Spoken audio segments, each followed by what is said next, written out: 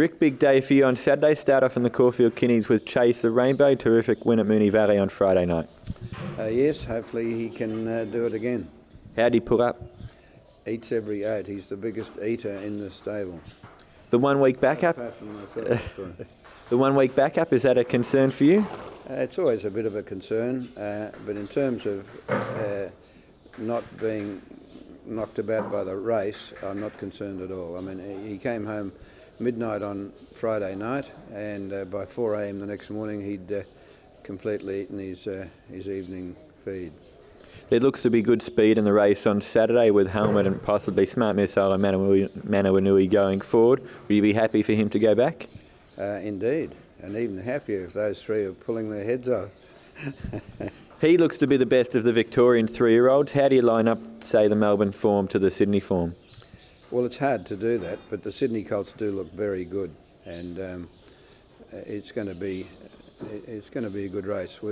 Normally, there's only a couple outstanding colts. I remember the year Reduced Choice beat Testarossa. They were the only two top colts that year. Or this year, there looks to be at least 4.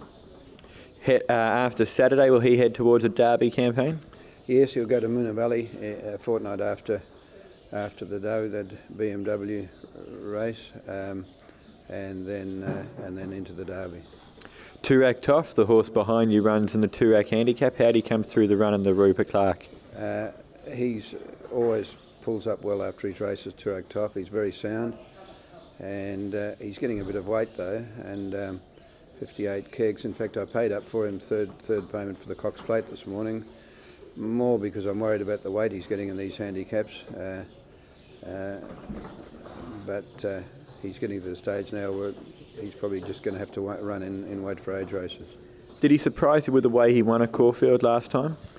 Well, not really. It's the first time he's drawn a good gate in all these good races, the Champagne and the Sires in Sydney, and at least 2 or 3 others. He's drawn wide gates, and we've had to ride him way off the speed, which makes it hard. This time he drew a good gate, and we could ride him a conventional race.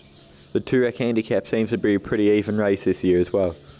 Yes, it always is. It's a very good handicap,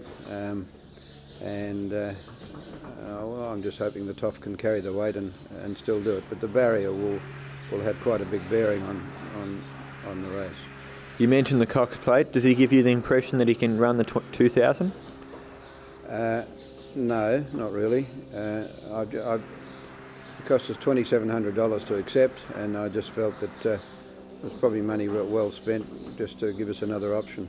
So the Cox Plate, is that the next step, and then will that be for him for the spring, or will you just take it one run at a time? Well, I think he's unlikely to run in the Cox Plate. He's more likely to run in that 2,000 metre race on Cox Plate Day, and then go to the Emirates on the last day of the Melbourne Cup Carnival. They're all mile races, and that's what I think he is, a sprinter miler. His father was the same, and I think that's what he is.